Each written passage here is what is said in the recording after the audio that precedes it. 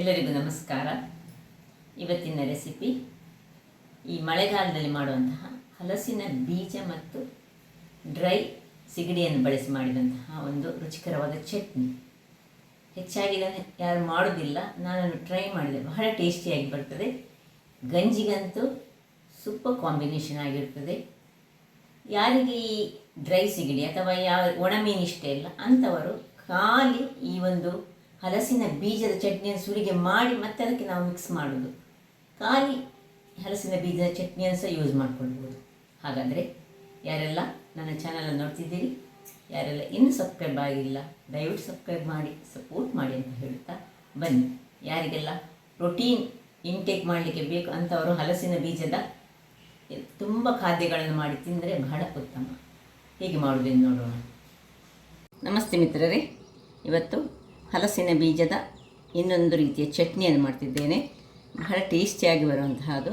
ನಾವು ಹೆಚ್ಚಾಗಿ ಈ ಒಂದು ಚಟ್ನಿಯನ್ನು ಈ ಡ್ರೈ ಫ್ರಾನ್ಸ್ ಅಥವಾ ಈ ಕೊಲ್ಲತರ ಅಂತ ಡ್ರೈ ಕೊಲ್ಲತರ ಇರ್ತದೆ ಅದರಲ್ಲಿ ಮಾಡ್ತೇವೆ. ಇವತ್ತು ನಾನು ಈ ಒಂದು ಡ್ರೈ ಸಿಗಡಿಯನ್ನು ಉಪಯೋಗಿಸಿ ಈ ಹಲಸಿನ ಬೀಜದ ಒಂದು ಒಳ್ಳೆ ರುಚಿಕರವಾದ ಚಟ್ನಿಯನ್ನು ಮಾಡ್ತಿದ್ದೇನೆ. ಸ್ವಲ್ಪ ತೆಂಗಿನಕಾಯಿ ಇದ್ದರೆ ಸಾಕು ಈ ಒಂದು ಚಟ್ನಿಗೆ. ಸೊ ಈಗ ಮೊದಲಿಗೆ ಏನು ಮಾಡೋಣ, ನಾನು ನೋಡಿ ಎಲ್ಲ ಈ ಬೀಜಗಳನ್ನು ಒಂದು 10ರಿಂದ 12 ಸಾಕು, ತುಂಬ ಸಹ ಬೇಡ. ಈವನ್ ತೆಂಗಿನಕಾಯಿ ಸಹ ಹಾಗೆ ಸ್ವಲ್ಪ ಸಾಕು. ನೋಡಿ ಹೀಗೆ ಸಿಪ್ಪೆ ತೆಗೆದಿಟ್ಟುಕೊಂಡಿದ್ದೆ. ನಾನು ಸಿಪ್ಪೆ ತೆಗೆಯುವ ಕ್ರಮ ನಿಮಗೆ ತೋರಿಸಿದ್ದೇನೆ. ನೋಡಿ ಹೀಗೆ ಗುದ್ದಿದ್ರೆ ಸಾಕು, ಹೀಗೆ ಸಿಪ್ಪೆ ಓಪನ್ ಆಗ್ತದೆ. ಓಪನ್ ಆದ ಸಿಪ್ಪೆಯನ್ನು ಚೆನ್ನಾಗಿ ತೊಳೆದುಕೊಂಡು ಇದರಲ್ಲಿ ನೀರಿನಲ್ಲಿ ಹಾಕಿಟ್ಕೊಳ್ಬೇಕು. ಒಂಚೂರು ಹೊತ್ತು ಹಾಕಿಟ್ಕೊಂಡ ನೀರನ್ನು ಇದನ್ನು ಕುಕ್ಕರ್ನೊಳಗೆ ಹಾಕೊಳ್ಳೋಣ. ಸ್ವಲ್ಪ ನೀರು ನೋಡಿ, ಬೇಯುವಷ್ಟು ಮಾತ್ರ ನೀರು ಸಾಕು. ಮತ್ತು ಸ್ವಲ್ಪ ಉಪ್ಪನ್ನು ಹಾಕೊಳ್ಳೋದು. ನಾವು ಉಪ್ಪು ಹಾಕ್ಕೊಂಡು ಮುಚ್ಚಳ ಮುಚ್ಚಿ ಒಂದು 4 ವಿಸಿಲ್ ಕೂಗಿಕೊಡಿಸೋಣ. ಇದು ಇಲ್ಲಿ ಬೇಯುವಾಗ ಇಲ್ಲಿ ನಾವು ಒಂದು ಬಾಣಲೆಯನ್ನು ಇಟ್ಕೊಳ್ಳೋಣ. ಅದರಲ್ಲಿ ಈಗ ನಾನು 10 ಈ ಹಲಸಿನ ಬೀಜ ತೆಗೊಂಡ್ರೆ ಒಂದು ಇಷ್ಟು ಸಾಕು. ಪರಿಮಳಕ್ಕೆ ತಕ್ಕ ಪರಿಮಳ ಆದರೆ ಆಯಿತು. ಹಲಸಿನ ಬೀಜವಿದರಲ್ಲಿ ಮೇನ್. ಇದನ್ನು ಚೆನ್ನಾಗಿ ನಾವು ಫ್ರೈ ಮಾಡ್ಕೊಳ್ಳೋಣ. ಇಲ್ಲಿ ಒಂದು ವಿಸಿಲ್ ಸಾಯಿತು, ಒಂದು 3 ವಿಸಿಲ್ ಹಾಕ್ಕೊಳ್ಳಿ. ಒಳ್ಳೆ ವಿಸಿಲ್ ಆಗಬೇಕು. ಇದನ್ನು ಒಳ್ಳೆ ಫ್ರೈ ಮಾಡ್ಕೊಳ್ತೇನೆ.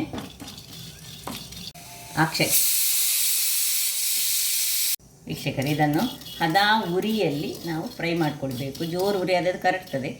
ಕ್ರಿಸ್ಪಿ ಆಗೋ ತನಕ ಮಾಡಿ ಈಗ ಆಫ್ ಮಾಡ್ಕೊಳ್ತಿದ್ದೇನೆ. ನೋಡಿ, ಇದನ್ನೀಗ ಸ್ವಲ್ಪ ತಣ್ಣಗಾಗಲಿಕ್ಕೆ ಬಿಟ್ಟು ಇದನ್ನು ಕ್ಲೀನ್ ಮಾಡ್ಕೊಳ್ಳೋಣ. ಮೊದಲು ಕ್ಲೀನ್ ಮಾಡ್ಕೊಳ್ಳೋದು ಇದರಲ್ಲಿ ಮುಖ್ಯ. ಈ ಒಂದು ಹೀಗೆ ನಮ್ಮ ಹತ್ರ ತೆಂಗಿನಕಾಯಿಯ ಈ ಗೆರಟೆ ಇದ್ದರೆ ಇದನ್ನು ಸ್ವಲ್ಪ ಹೀಗೆ ಮಾಡಿದರೆ ಅದರ ಮೇಲಿನ ಇದು ಹೋಗ್ತದೆ.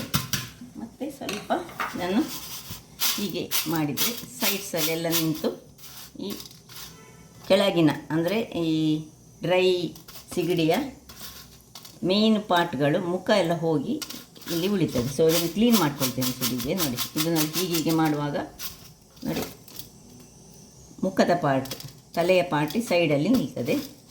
ಸೊ ಸ್ವಲ್ಪ ಕ್ಲೀನ್ ಮಾಡ್ಕೊಳ್ಳೋಣ. ವೀಕ್ಷಕರೇ ನೋಡಿ, ಇದು ಕ್ಲೀನಾಗಿ ಬಂತು.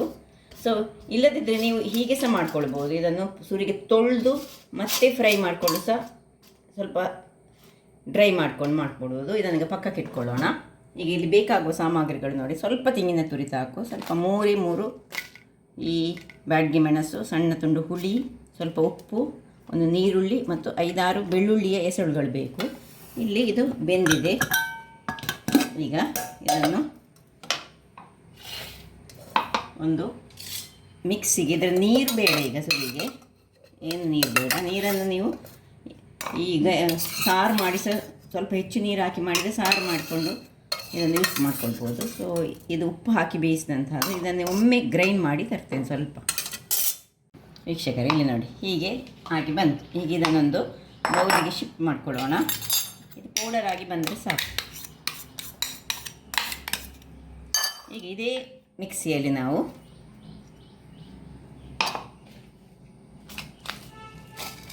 ಮೂರು ಮೆಣಸು ಮತ್ತು ಒಂದು ಹ್ಯಾಂಡ್ಫುಲ್ ಆಫ್ ತೆಂಗಿನ ತುರಿ, ಉಪ್ಪು, ಹುಳಿ, ಒಂದು ತುಂಡು ನೀರುಳ್ಳಿ ಮತ್ತು ಒಂದು 5-6 ಎಸಳುಗಳಷ್ಟು ಬೆಳ್ಳುಳ್ಳಿ ಹಾಕ್ಕೊಳ್ಬೇಕು. ಬೆಳ್ಳುಳ್ಳಿ ಮಸ್ಟ್ ಬೇಕೇ ಬೇಕು.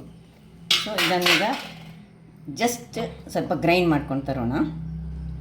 ವೀಕ್ಷಕರೇ ನೋಡಿ, ಇಷ್ಟು ಡ್ರೈ ಆಗಿ ಬಂತು. ಈಗ ಇದನ್ನು ಒಮ್ಮೆ ಇದರಲ್ಲಿ ಪುನಃ ಶಿಫ್ಟ್ ಮಾಡ್ಕೊಳ್ಳೋದು, ಒಂದು ಸರ್ತಿ ತಿರುಗಿಸ್ಕೊಳ್ಳೋದು. ಯಾಕೆ ಹೇಳಿದರೆ ಅದರ ಒಟ್ಟಿಗೆ ಮಾಡಿದರೆ ನಮಗೆ ಏನಾಗ್ತದೆ ಹೇಳಿದರೆ ಇದು ಪಕ್ಕಕ್ಕೆ ಗ್ರೈಂಡ್ ಆಗೋದಿಲ್ಲ, ಅಂಟಾಗ್ತದೆ. ಅದಕ್ಕೋಸ್ಕರ ನಾವು ಒಮ್ಮೆ ಇನ್ನೊಮ್ಮೆ ಗ್ರೈಂಡ್ ಮಾಡ್ಕೊಳ್ಳೋಣ. ವೀಕ್ಷಕರೇ ನೋಡಿ, ಈ ರೀತಿ ಒಮ್ಮೆ ಗ್ರೈಂಡ್ ಮಾಡ್ಕೊಂಡು ತಂದೆ, ಮಿಕ್ಸ್ ಆಯಿತು. ಈಗ ಇದರಲ್ಲಿ ತುಂಬ ಟೇಸ್ಟಿಯಾಗಿ ಬರ್ತದೆ ಮತ್ತು ಆರೋಗ್ಯಕ್ಕೆ ಸಹ ಒಳ್ಳೆಯದು. ಮಕ್ಕಳಿಗೆ ಕೊಡಬೇಕು. ಮಕ್ಕಳು ಹೀಗೆ ತಿನ್ನದಿದ್ದರೆ ನೋಡಿ ಅಂಟಾಗಿ ಬಂತು ಸ್ವಲ್ಪ. ಸೊ ಎಲ್ಲವನ್ನು ಹೀಗೆ ತೆಗೆದುಕೊಂಡು ಇದರಲ್ಲಿ ಇನ್ನಿದಕ್ಕೆ